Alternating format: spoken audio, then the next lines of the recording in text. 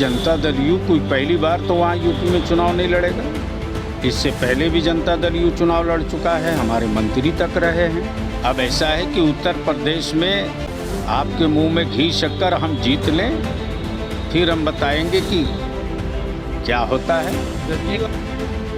हमें हैरत होती है कि मेडिकल रिपोर्ट आने से पहले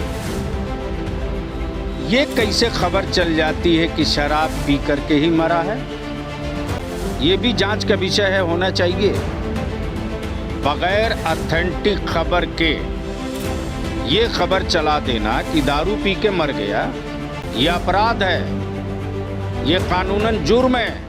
नमस्कार, मैं अभिषेक, आप देख रहे हैं NBC 24 न्यूज़। उत्तर प्रदेश में चुनाव को लेकर बिहार में सरगर्मियां अब तेज़ हो गई है। ऐसे में जदयू आज अपने उम्मीदवारों की लिस्ट जारी कर सकती है, ऐसा कयास लगाया जा रहा है। इसी बीच आज हमने बात किया जदयू के MLC गुलाम रसूल बलियाबी से, उनका क्या कुछ कहना था, देखिए इस वीडियो में। उत्तर प्रदेश चुनाव को लेकर जो बातें सामने आ रही थी कि राष्ट्रीय अध्यक्ष आपके कहे थे कि 51 सीटों पर लड़ेंगे अगर बीजेपी नहीं मानती है तो, लेकिन अब तक बीजेपी कुछ मानी नहीं है और घोषणा की भी बातें हो रही हैं। सर देखिए, जनता दल यू कोई पहली बार तो वहाँ यूपी में चुनाव नहीं लड़ेगा। इससे पहले भी जनता दल यू चुनाव लड़ चुका है, हमारे मंत्री तक रहे हैं। जनता दल यू ने प्रयास किया कि बिहार के तर्ज पर वहाँ आदमी एकजुट होकर के लड़े, तो बड़ी पार्टी है।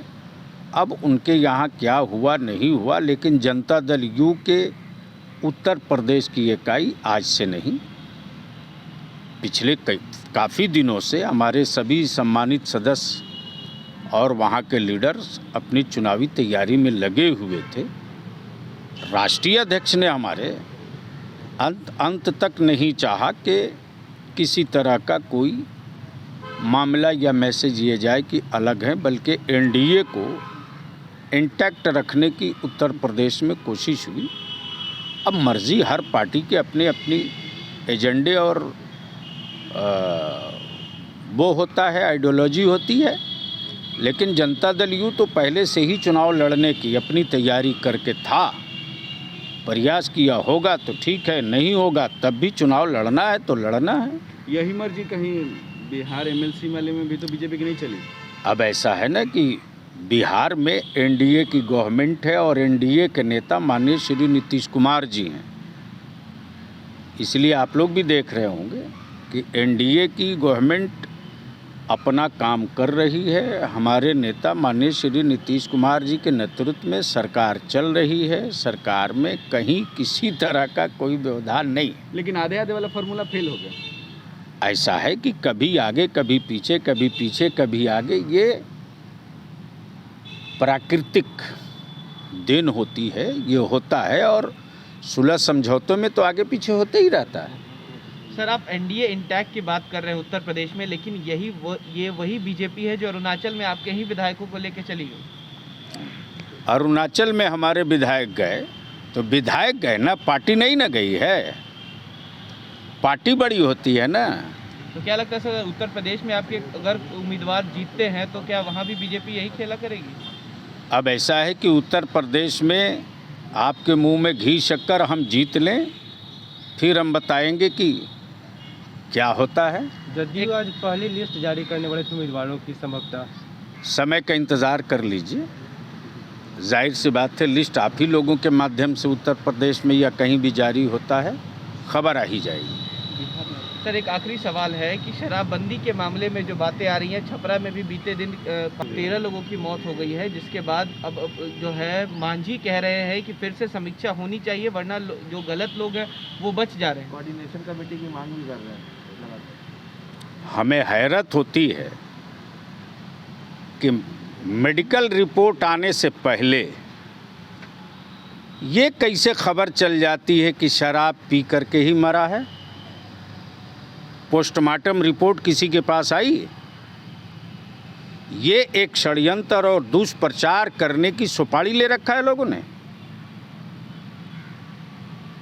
मृत्यु किसी भी चीज़ से हो, सटा दो, तो दारू माफियाओं के साथ कहीं कुछ उन लोगों का गठजोड़ तो नहीं हो गया है जो जनता के बीच खबरें फैलाते हैं?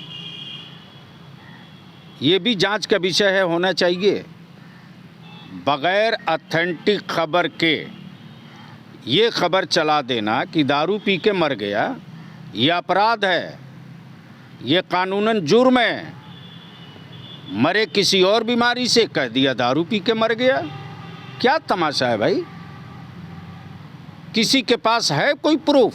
मेडिकल रिपोर्ट है किसी के पास? ये जांच का विषय है, चल रहा है। सर, हाल ही में नालंदा में घटना घटी थी, उस वक्त डीएम ने पुष्टि की थी कि जहरीली शराब से लोगों की मौतें हुई है। नालंदा में जिस किसी व्यक्ति ने ये कुकर्म किया है, कानून उनको साइज में ला देगा और ख़बर आप ही चलाइएगा।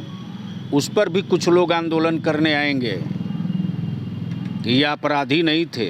देखा ना लोगों ने गोपालगंज में क्या हुआ, कहाँ गए लोग? कानून बनाने वाले का विल पावर स्ट्रांग है।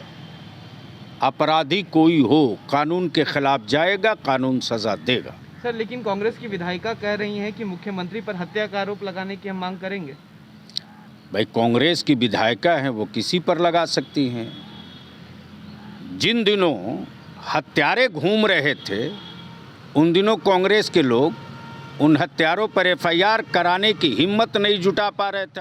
तो आपने सुन लिया, गुलाम रसूल बलियाबी ने साफ साफ कह दिया है कि यह पहली बार नहीं है जब हम उत्तर प्रदेश में चुनाव लड़ रहे। इससे पहले भी हमारे मंत्री वहां रह चुके हैं और हम पहले भी चुनाव लड़ चुके हैं।